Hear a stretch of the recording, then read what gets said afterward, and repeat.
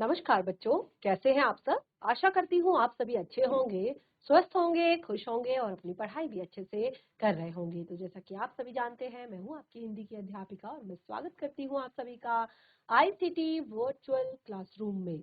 और आज हम यहाँ पर एकत्रित हुए हैं पढ़ने के लिए क्लास 9th की हिंदी। क्लास 9th की हिंदी में हम यहाँ पर पढ़ रहे हैं अपने शब्द विचार का टॉपिक। और शब्द विचार में हमने काफी सारी चीजें यहाँ पर पढ़ ली। सबसे पहले शब्द किसे कहते हैं, शब्द की परिभाषा, शब्दों का भंडार और उसके बाद शब्दों के भेद। तो शब्दों के बहुत सारे भेद मैंने अलग अलग तरह से यहाँ पर बताए, अर्थ की दृष्टि से, उत्पत्ति की दृष्टि से, रचना की दृष्टि से, तकनीक की दृष्टि से। और उसके बाद जो सबसे मेन टॉपिक हमने पढ़ा वो था व्याकरणिक विवेचन की दृष्टि से शब्दों के प्रकार, जिसमें हमने शब्दों को दो तरह से अलग अलग भागों में बांटा था। एक हमने बांटा था विकारी और एक हमने बांटा था अविकारी। विकारी में हमने 4 तरह के शब्दों को रखा था, संज्ञा, सर्वनाम, क्रिया विशेषण। और अविकारी में भी हमने 4 तरह के शब्दों को रखा, क्रिया विशेषण, संबंध बोधक, समुच्चय बोधक और एक हमारा है निपात। तो देखिए, जिसमें हम आपका क्रिया विशेषण, संबंध बोधक, समुच्चय बोधक, विस्मयादि बोधक को हम पढ़ चुके हैं और जो निपात है उसको हम आज यहाँ पर पढ़ेंगे। तो लास्ट सेशन में लगभग हमारा ये टॉपिक यानी कि 4 भेद हमारे कंप्लीट हो चुके थे। केवल लास्ट भेद जो है निपात वो हमारा शेष था, उसको हम पढ़ेंगे। उसके बाद हम इस पाठ से जुड़े हुए यानी कि शब्द विचार जो हमारा टॉपिक है, इससे जुड़े हुए एमसीक्यूज यानी कि मल्टीपल चॉइस क्वेश्चन यानी कि आपके बहुविकल्पीय प्रश्नों को यहाँ पर करेंगे, जिसमें आपने शब्द विचार इस पूरे टॉपिक में क्या कुछ सीखा, क्या कुछ जाना, वो सारी चीजें आपको यहाँ पर पढ़ने को मिलेंगी। और प्रश्न यहाँ पर कुछ दिए जाएंगे, 4 ऑप्शन आपको दूंगी और उसमें से आपको सही उत्तर जो है सेलेक्ट करना होगा। तो शुरू करते हैं अपने आज का सेशन। बिल्कुल जहां पर आपने लास्ट सेशन में छोड़ा था वहीं से कंटिन्यू करेंगे। यहाँ पर देखिए, ये सारी चीजें हमने पढ़ ली थी और उसके बाद मैंने आपको यहाँ पर जितने भी भेद थे और साथ ही उनके भी जितने भी उपभेद थे, जैसे यहाँ पर समुच्चय बोधक अव्यय मैंने आपको बताए। तो समुच्चय बोधक अव्यय में समानाधिकरण समुच्चय बोधक और व्याधिकरण समुच्चय बोधक, ये मैंने आपको बताए। उसके बाद देखिए, हमने यहाँ पर समानाधिकरण समुच्चय बोधक को क्लियर किया, उसके बाद मैंने आपको व्याधिकरण समुच्चय बोधक क्लियर किया। तो इस तरह से यहाँ पर आप देख सकते हैं। फिर विस्मय आदि बोधक की जो विस्मय प्रकट करने वाला होता है, और लास्ट हमारा था निपात जो कि हमारा शेष रह गया था। तो चलिए इसको हम पढ़ लेते हैं कि निपात में होता क्या है। देखिए, जो आपका समुच्चय बोधक था उसमें क्या होता है, एक बार इसको रिवाइज अगर आप करेंगे तो समुच्चय बोधक में क्या होता है और आपका संबंध बोधक में क्या होता है, इसमें आप कंफ्यूज नहीं होंगे। समुच्चय बोधक क्या करता है, दो पदों को,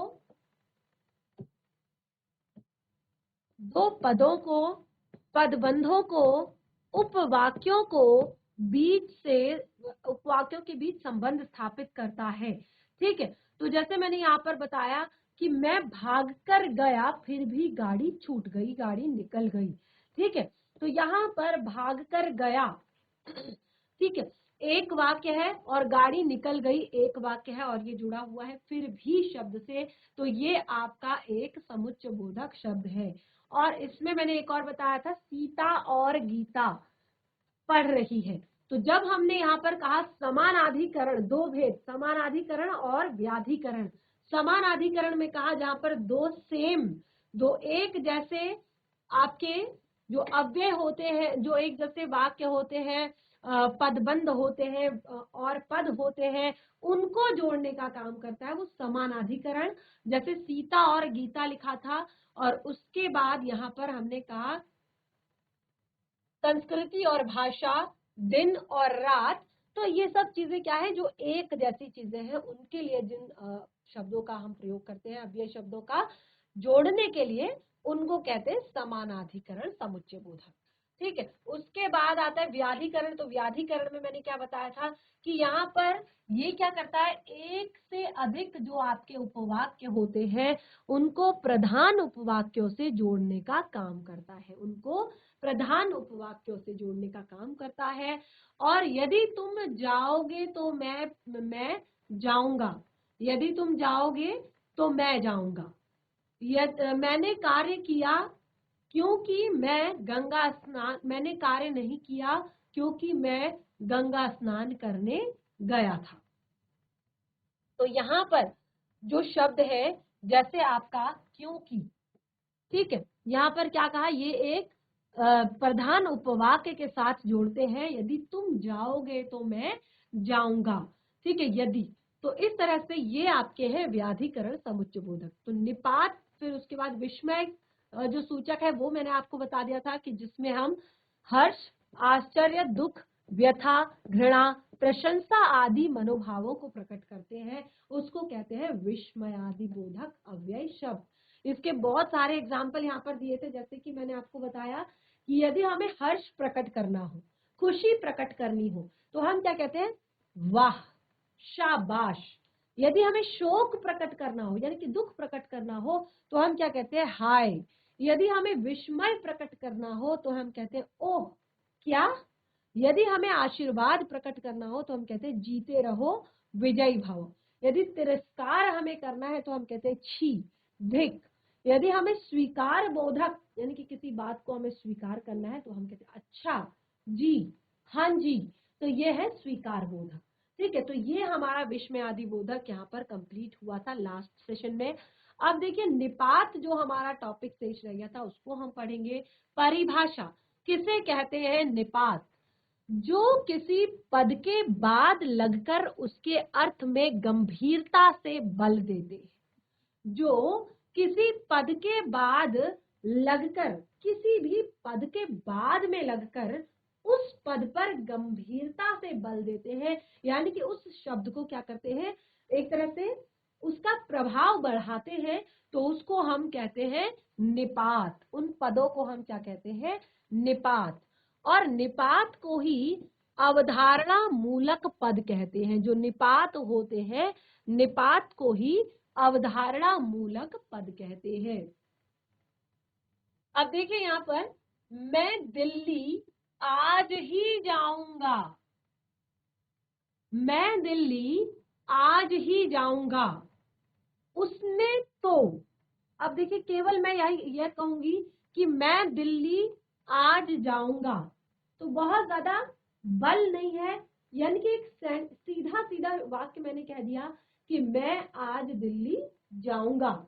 लेकिन अगर मैं कहूं मैं आज ही दिल्ली जाऊंगा, तो इस बात पर फोर्स है कि आज मुझे कोई अर्जेंट काम है तो मैं आज ही दिल्ली जाऊंगा। उसने कहा था, उसने तो यही बताया था, एक कॉमन सा सामान्य सा वाक्य कि उसने तो यही बताया था। लेकिन अगर मैं उसी पर बल डालकर कहूं कि उसने तो यही बताया था, उसने तो यही बताया था, कि तो और ही, ये शब्द क्या है, निपात है। तो इस तरह के शब्द जो क्या करते हैं, शब्द के बाद लगकर, किसी पद के बाद लगते हैं और उस पद के अर्थ पर गंभीरता से बल देते हैं, और इसी कारण उसको कहते हैं निपात। तो इस तरह से हमने यहाँ पर अपना क्रिया विशेषण जो टॉपिक है, एक तरह से अव्ययी शब्द जो हमारा टॉपिक है, अव्ययी शब्द टॉपिक हमने बहुत अच्छे से पढ़ लिया है। और इस तरह से शब्द विचार टॉपिक भी हमारा क्लियर हो गया है, क्योंकि शब्द विचार में भी हमारा जो एंड था टॉपिक का वो यहीं पर होना था, क्योंकि हमने शब्दों का हर तरीके से वर्णन, जो हर तरीके से, जो एक तरह से व्याकरणिक विवेचन की दृष्टि से हो, हर तरीके से हमने शब्दों के भेद बता दिए हैं। भेद यानी कि टाइप्स बता दिए हैं कि शब्द कितने कितने प्रकार के होते हैं। अब कोई कंफ्यूजन नहीं होगा, अब कोई डाउट नहीं होगा कि जितने भी हमारे विकारी शब्द है वो है संज्ञा, सर्वनाम, क्रिया, विशेषण। संज्ञा, सर्वनाम, क्रिया, विशेषण, ये चार जो है वो है विकारी, जिनमें लिंग, वचन, पुरुष, काल के आधार पर परिवर्तन आ जाते हैं, चेंज आ जाते हैं। लेकिन जो बाकी के 4 शब्द हैं, क्रिया विशेषण, संबंध बोधक, समुच्चय बोधक, विस्मयादि बोधक और निपात, ये जो शब्द है ये आपके अविकारी हैं। अब देखिए, तो, ही, किंतु, शायद, परंतु, ये ऐसे शब्द हैं कि ये किसी भी परिस्थिति में चेंज नहीं होते, ना तो लिंग के आधार पर यानी कि स्त्रीलिंग पुल्लिंग में कोई भेद नहीं करते, ना वचन के आधार पर, ना ही एक वचन और बहुवचन में भेद करते हैं, ना ही काल के आधार पर वर्तमान भूत भविष्य, ना ही पुरुष के आधार पर उत्तम पुरुष मध्यम पुरुष अन्य पुरुष, किसी के आधार पर कोई भेद नहीं करते, अपनी स्थिति में सदैव एक जैसे बने रहते हैं, उन्हें कहते हैं अविकारी।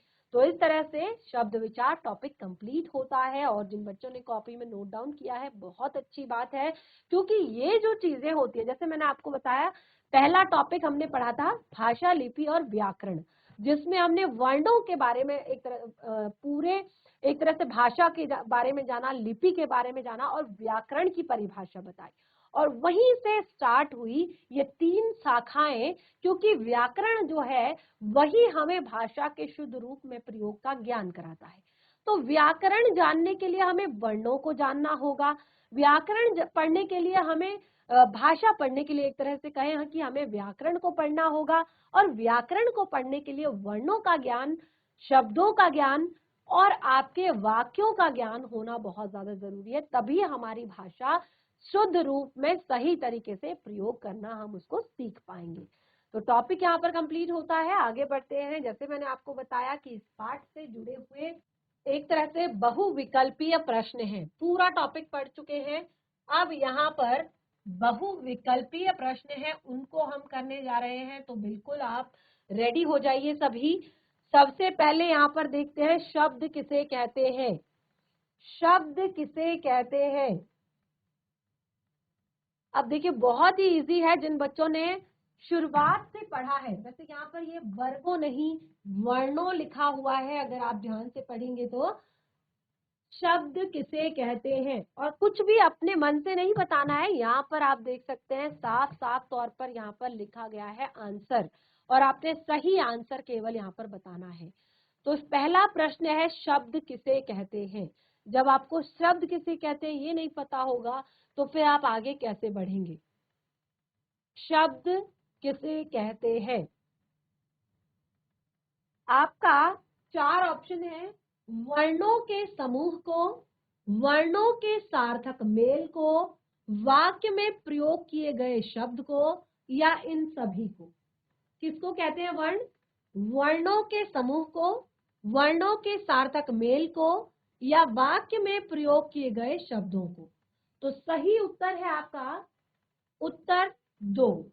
सही उत्तर कौन सा है, वो है आपका 2। वर्णों के सार्थक मेल को शब्द कहते हैं। वर्णों के सार्थक मेल को, क्या एग्जाम्पल बताया था, सार्थक का क्या अर्थ होता है, जिसका सही सही अर्थ निकले।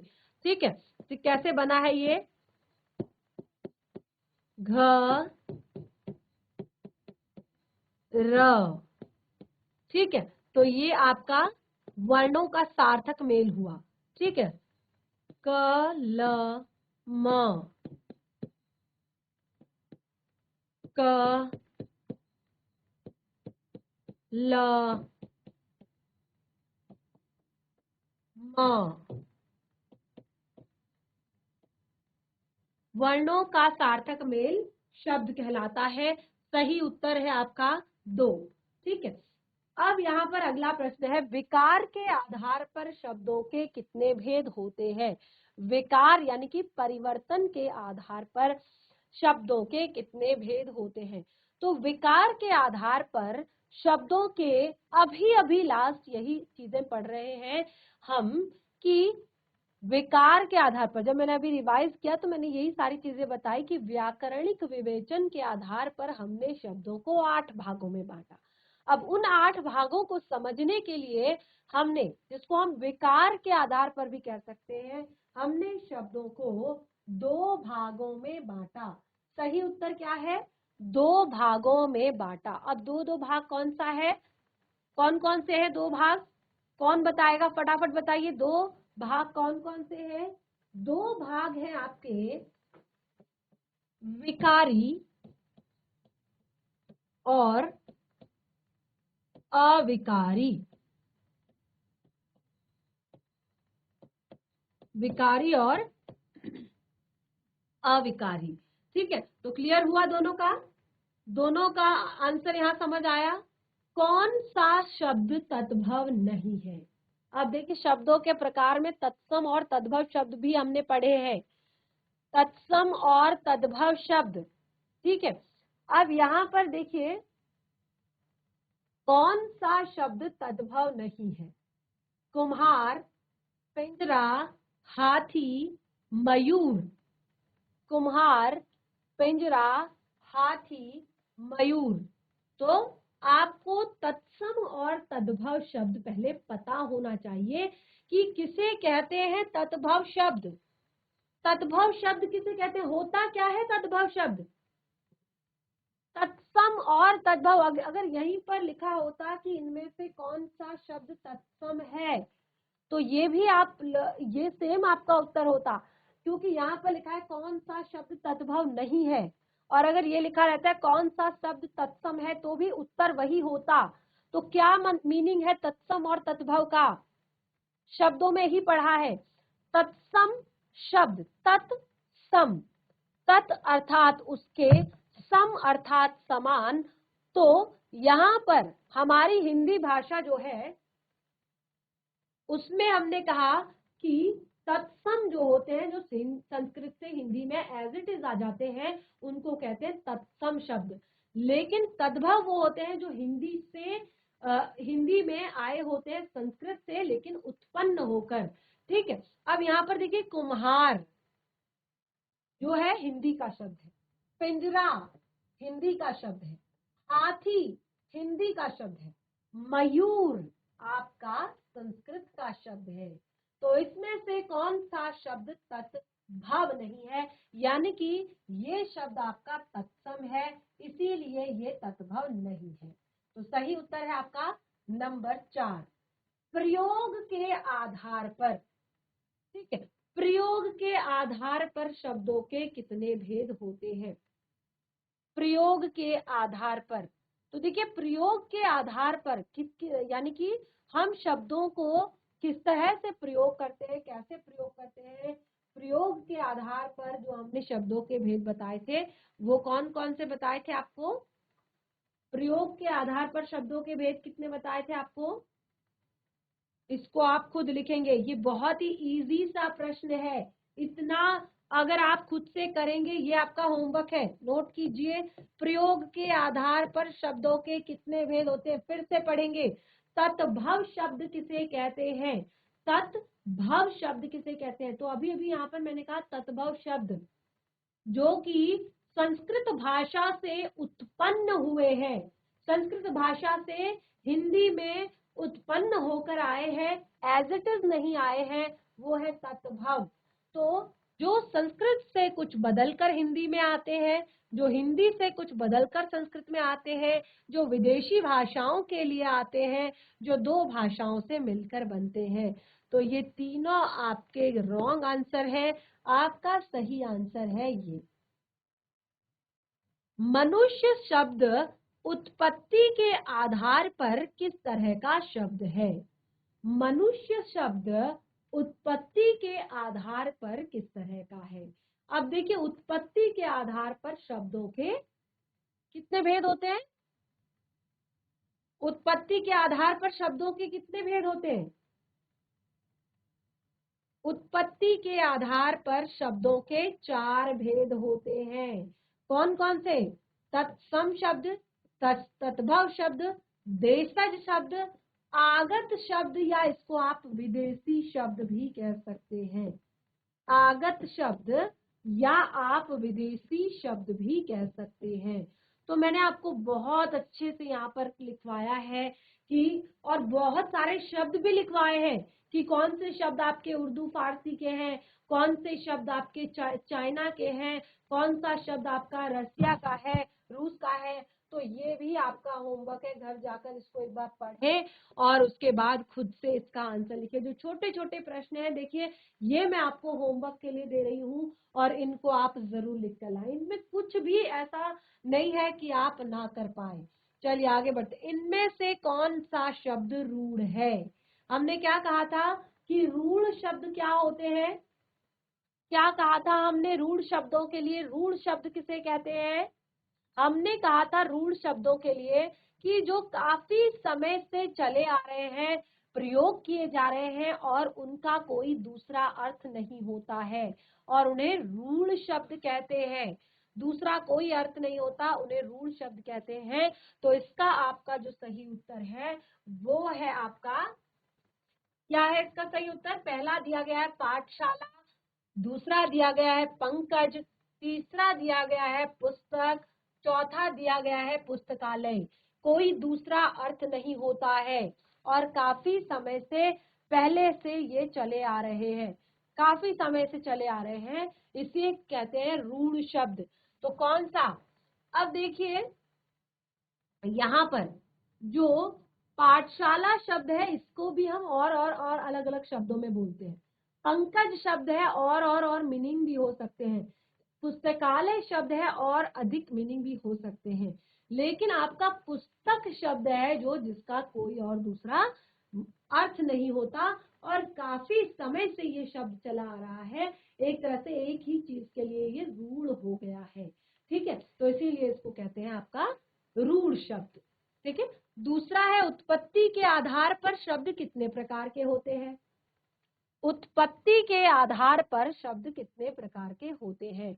अभी अभी यहाँ पर मैंने आपको बताया उत्पत्ति के आधार पर शब्द कितने प्रकार के होते हैं। तो उत्पत्ति के आधार पर देखिए, तत्सम, तत्भव, देसी और विदेशी। तत्सम, तत्भव, देसी और विदेशी। अब देखिए, तत्सम में जो संस्कृत से एज इट इज आ गए हैं, तत्भव में जो संस्कृत से उत्पन्न होकर आए हैं, देसी में जो हमारे देश की विभिन्न भाषाओं से हमारे हिंदी भाषा में आए हैं, विदेशी शब्द जो देश अलग अलग देशों की अलग अलग भाषाओं से हिंदी में आए हैं उन्हें कहते हैं विदेशी शब्द, जिसमें अंग्रेजी भी हो सकती है, उर्दू भी हो सकती है, फारसी भी हो सकती है, चाइनीज भी हो सकती है, या और भी बहुत सारी भाषाएं हो सकती हैं। तो उस आधार पर हम कह सकते हैं कि उत्पत्ति के आधार पर शब्दों के 4 भेद होते हैं। अगला है यौगिक शब्द की विशेषता बताइए। यौगिक शब्द की विशेषता बताइए। अब देखिए क्या बताया था यौगिक शब्द की विशेषता? एक आपको बताया था रूढ़ शब्द, एक आपको बताया था यौगिक शब्द, ठीक है, और दूसरा आपको रचना की दृष्टि से था, ये रचना की दृष्टि से शब्दों के 3 भेद, रूढ़ शब्द, यौगिक शब्द, योग रूढ़ शब्द। क्या होता है रूढ़ शब्द? क्लियर कर दिया है। क्या होता है यौगिक शब्द? यहाँ पर आपको बताना है। शब्द की विशेषता बताइए, क्या विशेषता है? दो शब्द एक दूसरे पर निर्भर होते हैं। क्या दो शब्द एक दूसरे पर निर्भर होते हैं? क्या दो शब्द एक दूसरे पर निर्भर होते हैं? तो दूसरा ऑप्शन यहाँ पर है यौगिक और रूढ़ दोनों होते हैं, और तीसरा ऑप्शन है रूढ़ होते हैं। चौथा है दो या दो से अधिक शब्दों के प्रयोग से बनते हैं। जो यौगिक शब्द हैं ये दो या दो से अधिक शब्दों के प्रयोग से बनते हैं। तो इस तरह से हमारा फोर्थ ऑप्शन जो है, चौथा ऑप्शन जो है वो यहाँ पर सही ऑप्शन है, यानी कि दो या दो से अधिक शब्दों से अधिक शब्दों के योग से बनते हैं। तो इस तरह से हमने यहाँ पर शब्द विचार से जुड़ा हुआ ये टॉपिक आज कंप्लीट कर लिया है, और साथ ही उससे जुड़े हुए काफी सारे जो कठिन शब्द हैं और काफी सारे जो यहाँ पर बहुविकल्पीय प्रश्न हैं उनको हमने सॉल्व कर लिया है। इसमें और भी बहुत सारे आपके ऐसे प्रश्न हैं जो कि आपके एग्जाम में भी आ सकते हैं और आपको आगे काम भी आएंगे, तो इसमें आप उन प्रश्नों को भी सॉल्व करने का प्रयास करें। बाकी कोई भी डाउट होता है टॉपिक से तो उसे नेक्स्ट सेशन में जरूर क्लियर करें। तब तक के लिए धन्यवाद। आपका दिन शुभ हो।